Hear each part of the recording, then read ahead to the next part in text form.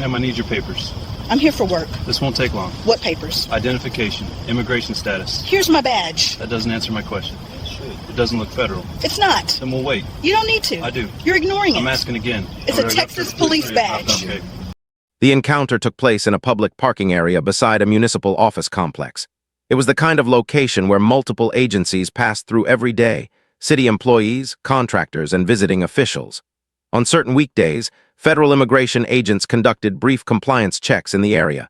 These were not raids. They were short stops meant to verify documentation connected to specific investigations already in progress. The woman was not there by chance. She had been assigned to meet a colleague from another department regarding a joint training request. Her vehicle was parked legally. She was dressed in plain clothes, carrying a work folder, and moving between buildings as scheduled. Nothing about her presence was unusual.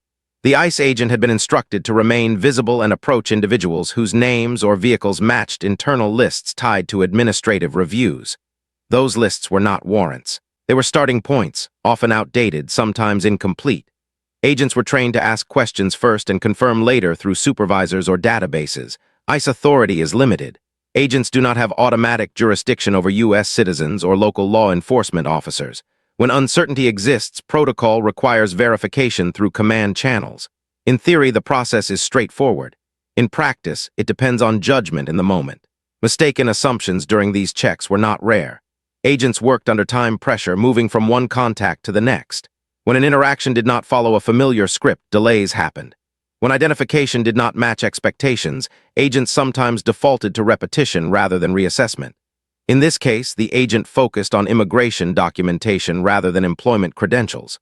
When the woman explained she was there for work, the response remained procedural. The badge she presented did not fit the agent's expectation of federal identification. That detail became a stopping point instead of a signal to verify. No one raised their voice. No threats were made. The interaction stayed contained. But each repeated request reinforced a single assumption: that the woman's explanation was insufficient. Her status was treated as unresolved, not because evidence was missing, but because it did not align with the agent's working framework. This kind of escalation rarely comes from open hostility. More often, it grows from narrow interpretation of rules. When an officer believes their authority applies by default, confirmation becomes secondary. The process turns inward, reinforcing itself. The environment contributed to the confusion. Multiple agencies shared the space, and uniforms were not always visible. Plainclothes officers moved freely through the area. Most interactions passed without notice. This one slowed because the agent chose to continue questioning instead of pausing to confirm. From the outside, the exchange appeared calm. From an operational standpoint, it was stalled. The badge had introduced a variable that required verification. That step had not yet occurred. What followed would depend not on tone or intent, but on procedure. Whether the agent would escalate the check through proper channels or continue pressing for documentation that did not apply. At that moment, neither person knew how far the situation would go. The misunderstanding was still administrative. The consequences, however, were already beginning to take shape. The woman involved in the encounter was a Texas police officer with over a decade of active duty. Her career had been built on consistent, reliable work within the department, focusing on investigative assignments and administrative oversight. Colleagues described her as meticulous and methodical, someone who followed procedure closely and documented every interaction thoroughly. She had rotated through patrol, community liaison, and training divisions, which gave her a wide understanding of operational practices across the department. Her work required not only enforcement skills, but also clear communication, particularly when coordinating with other local or federal agencies. Her daily routine was structured and predictable.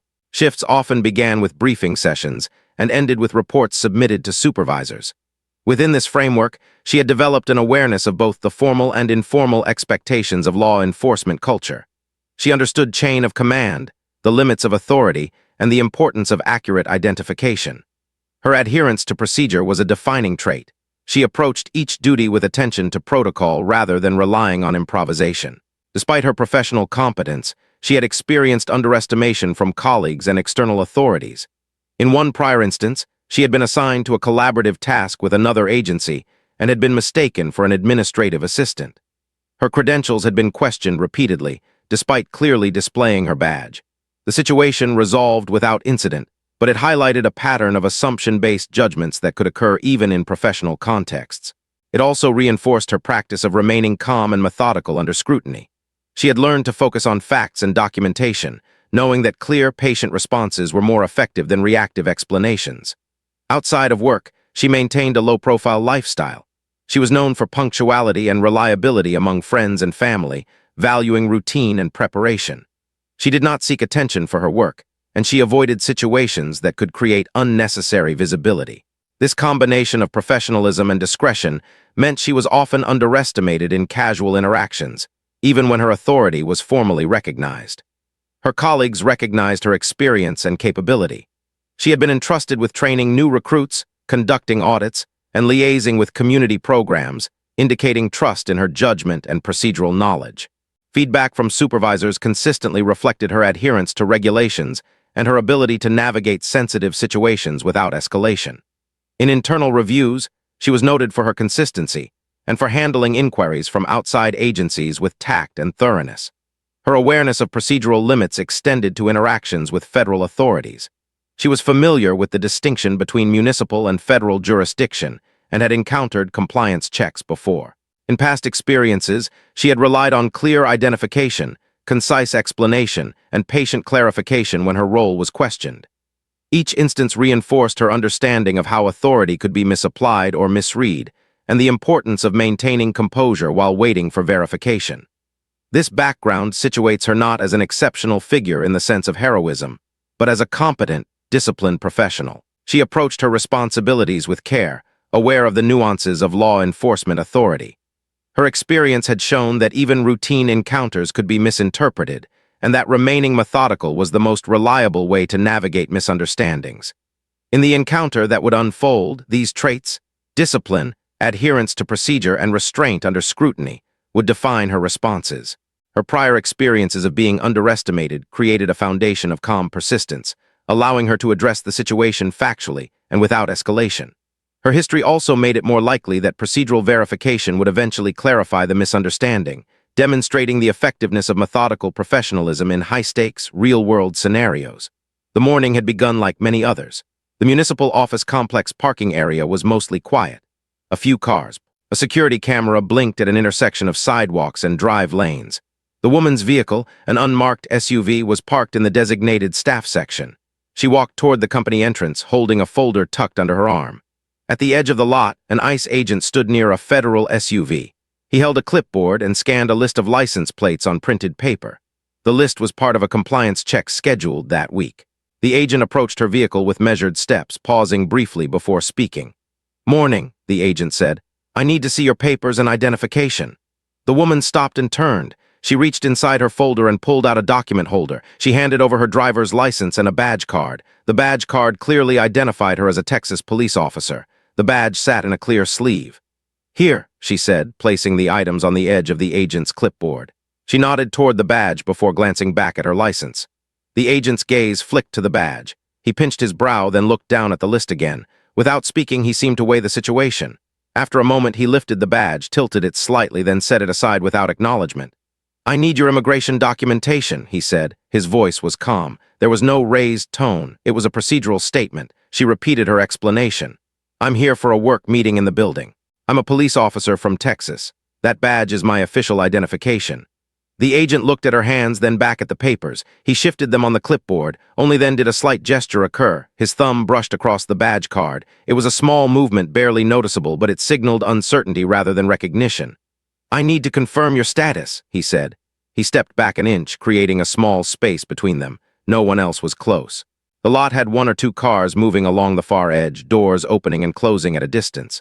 She stayed still, maintaining a calm posture. She did not raise her voice. She repeated the same information clearly and simply. "Texas police officer, here for a work assignment. Badge and license provided." The agent did not contest her words. He only repeated his request, this time slightly differently. "Immigration papers. I need to verify your status." For a moment, neither spoke. The parking area remained undisturbed. The faint hum of a nearby air conditioning unit was the only background noise. A security camera mounted on a light pole above them recorded the exchange in steady silence. The woman reached into a pocket and brought out a folder containing additional credentials, municipal interagency forms, and her department's business card. She handed them over. The agent took them, glanced at them briefly, and laid them next to her badge on the clipboard.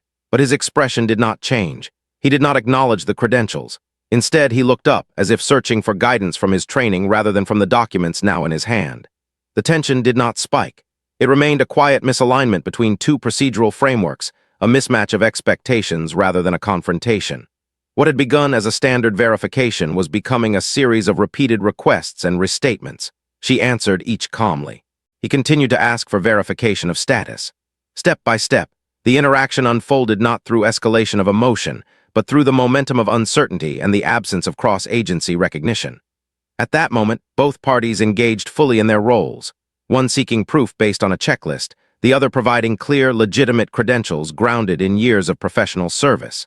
Without a single raised voice or visible threat, the exchange became longer than either expected. The agent looked down at the documents again. He shifted them slightly on the clipboard and then lifted his eyes toward her.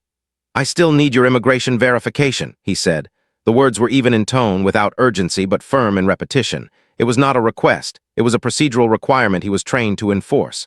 She placed a hand briefly on the edge of her folder and restated her position calmly, as if reciting facts in a briefing. "I am a Texas police officer," she said. "I'm here for a scheduled work meeting. I have provided my badge and license." The agent did not deny what she said. Instead, he repeated the same phrase he had before, focusing on immigration documents as though those alone were the key criterion. "I need to verify your status," he said. At that moment, a maintenance worker walked by with a cart of supplies. He paused at a distance, glanced at the scene, then continued toward a nearby building. A cyclist slowed briefly as he passed, looking toward them before turning onto the street. Neither stopped. Neither interjected. Their presence was quiet and observational. They stayed unengaged, caught between acknowledging what was unfolding and continuing with their own business. Time stretched in small increments. The agent adjusted his stance slightly, bringing a foot forward and then back again, as if unconsciously trying to find procedural footing. The woman held her papers in front of her, her posture measured and still. She did not raise her voice. She did not shift her weight abruptly. Neither gesture invited escalation, yet the standoff over documentation continued. "What else should I provide?" she asked, the wording neutral. It was a clear query, a question aimed at compliance. That was her framework, to provide what was asked. The agent paused and looked at the badge one more time. He ran a fingertip along the edge of the identification card holder and then let his hand drop. He did not acknowledge the badge. Instead, he repeated the earlier question in another variation. "Are you able to show any documentation that confirms your immigration status?" She nodded slightly and reached back into her folder. This time, she produced her department's interagency cooperation paperwork, forms that listed the meeting she was attending and the names of officials involved. She placed the papers on top of her badge and driver's license. The documents were clear, complete, and dated. They were legitimate. For a moment, neither person spoke. The agent stared down at the layered papers. He brushed his thumb over the department letterhead, then folded his hands behind his back. The parking area remained quiet except for distant sounds, a car door closing, footsteps on pavement, a truck engine starting in the far lot. The moment of fear surfaced not as panic, but as an internal question in her mind. How far should this continue? She stood still, maintaining composure, yet the uncertainty of how long the agent would persist was brief and real. It was not fear of physical harm. It was the uncertainty of not knowing whether procedure would bend to accommodate clear facts, or whether repetition alone would keep the interaction unresolved. The agent's eyes flicked up, briefly meeting hers, and then back to the documents. His next words would mark the crossing from simple misunderstanding toward either verification or continued assumption. Neither outcome had yet been reached. After several repeated requests and restatements, a vehicle with official markings approached from the parking lot entrance. A supervisor from the ICE office had arrived, summoned by radio communication from the field agent. The supervisor stepped out, holding a tablet and a folder, and approached the scene. The agent straightened slightly, adjusting his posture as he waited for the supervisor to take over. There was no tension in the voice, only the procedural expectation that authority would now be confirmed. The supervisor looked at the agent first, then at the woman standing with documents neatly presented. "What's happening here?" the supervisor asked. The agent explained the sequence of verification requests, the repeated presentation of documentation, and the continued uncertainty regarding immigration status. His tone was factual, emphasizing the procedural steps already followed. The supervisor then requested to see the papers.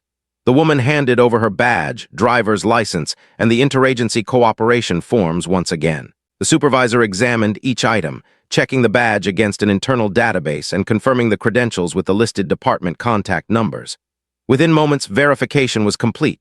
The woman was an active Texas police officer, present in the location for a legitimate assignment. The documents aligned with official records, confirming her identity and role. At that point, the ICE agent's posture shifted. His shoulders relaxed slightly, and he stepped back a small distance. Confusion replaced the procedural certainty he had displayed moments earlier. There was a subtle hesitation in the agent's movements, a recalibration of expectation as he registered that the assumption driving the interaction was incorrect. The agent did not acknowledge this verbally, nor did he make an overt gesture of apology. Instead, his retreat was procedural. He adjusted his stance, straightened the papers on the clipboard, and allowed the supervisor to complete the verification process. The supervisor, having confirmed identity, directed the agent to cease further questioning. The agent acknowledged this quietly and stood to the side.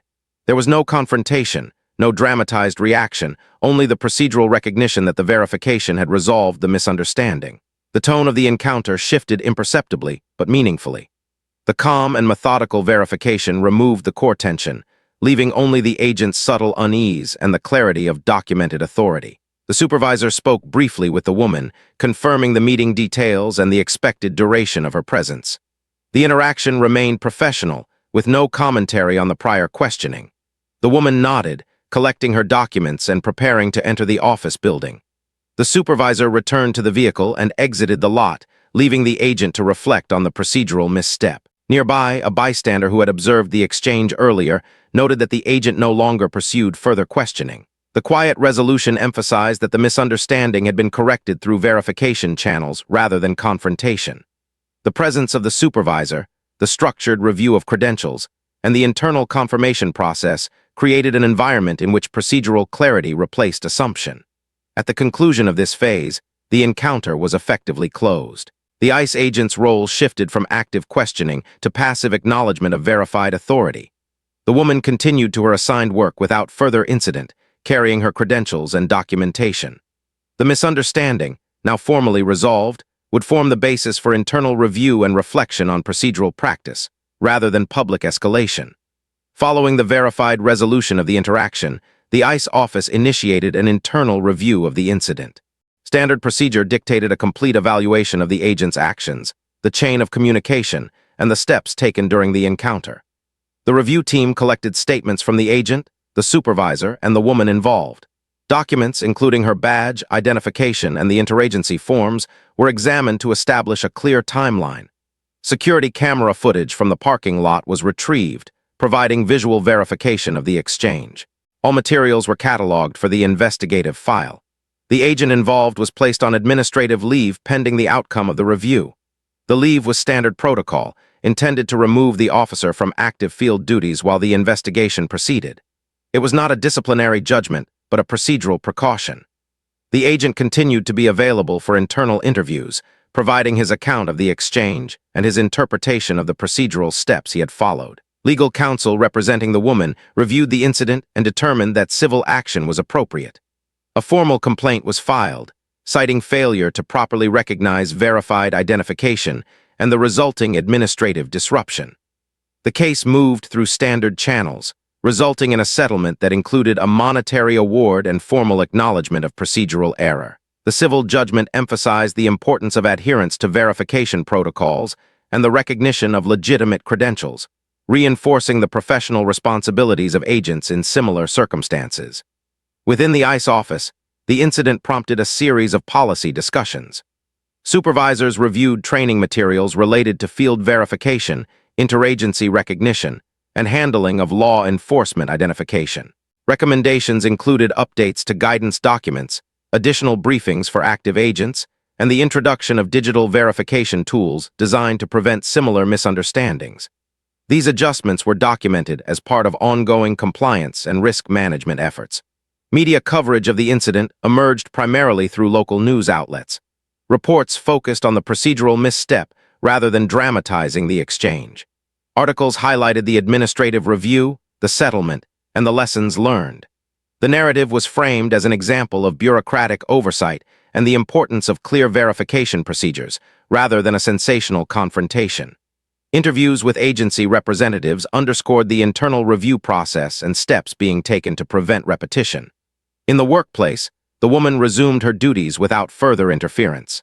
Colleagues were informed in general terms about the incident and the resulting administrative measures. The documentation and procedural review reinforced departmental confidence in her status, ensuring that future interactions would recognize her authority immediately. For the agent, the administrative leave period allowed reflection and training updates. He participated in follow-up sessions designed to address misinterpretation of identification and bias in procedural checks. The evaluation emphasized caution in assumptions and verification steps, reinforcing the expectation that documentation must be fully considered before continuing inquiries. Overall, the aftermath demonstrated the systematic mechanisms built into law enforcement agencies to correct procedural errors. While the incident initially caused uncertainty and delay, the structured review, legal resolution, and policy reinforcement ensured that lessons were captured. The outcome prioritized factual assessment, adherence to procedure, and the prevention of similar misunderstandings, without escalating the situation unnecessarily or creating dramatic confrontation. The resolution remained contained, measured, and administrative.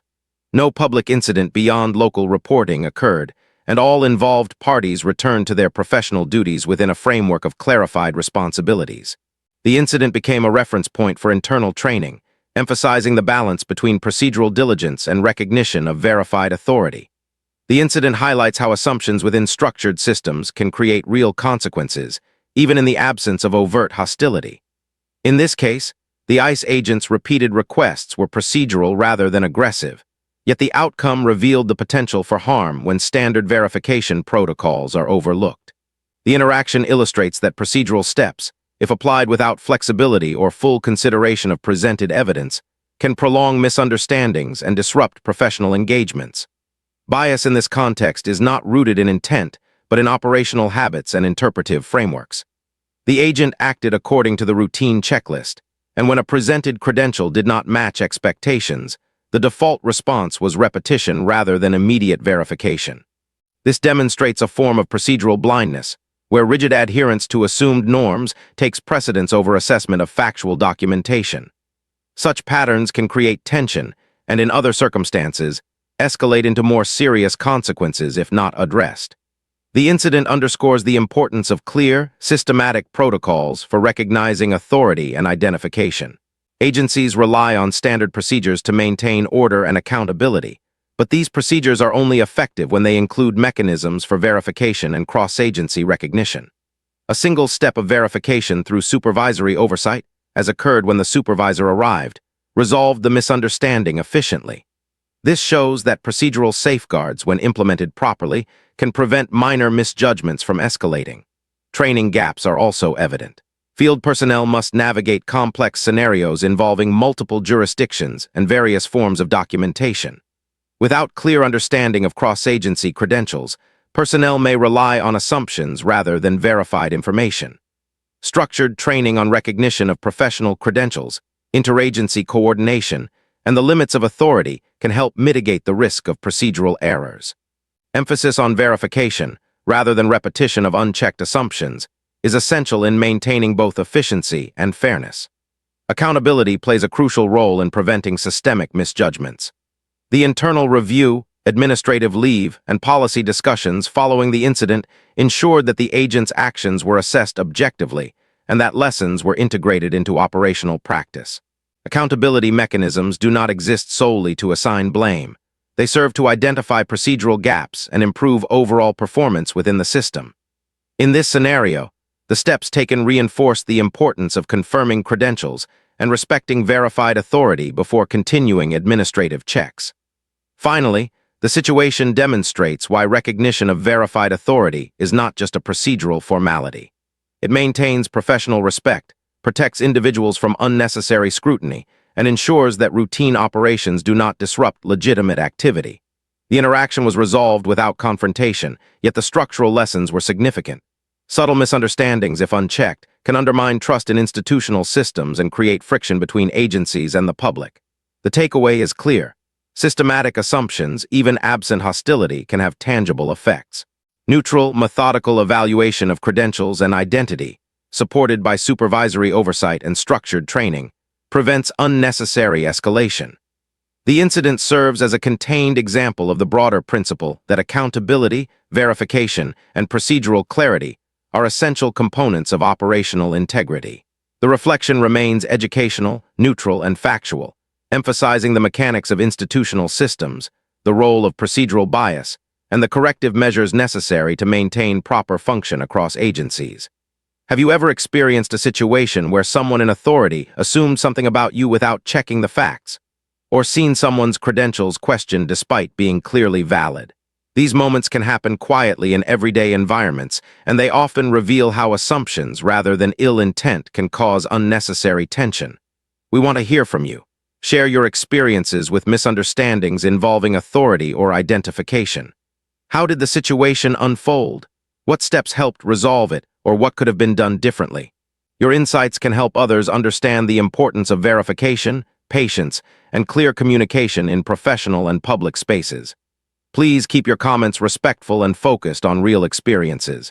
This is a space to reflect on factual scenarios, share lessons, and consider how systems and procedures affect everyday interactions. If you found this story informative, consider following for more real-world, fact-based stories that examine everyday situations, procedural interactions, and the lessons they reveal. Your participation helps create a thoughtful discussion and a better understanding of how assumptions and procedures intersect in practical contexts.